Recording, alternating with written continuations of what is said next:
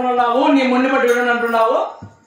కట్టిన పట్టు చీరలు పుట్టిన వారి నగర సుమలు వచ్చినా కానీ నీకు సిగ్గుసరం మానగల చూడు.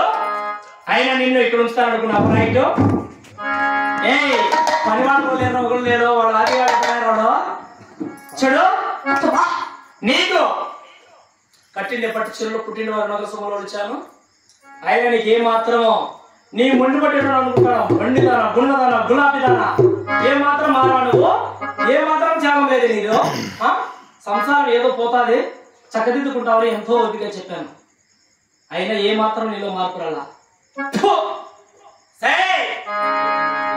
చూడు, నీకు ఏ ఆడదైనా తన మానాన్ని కాపాడుకోవడానికి ఎన్ని ఊరు చీర కడతాది, ఎన్ని ఊరు చీర కడతాది పెద్దమ్మా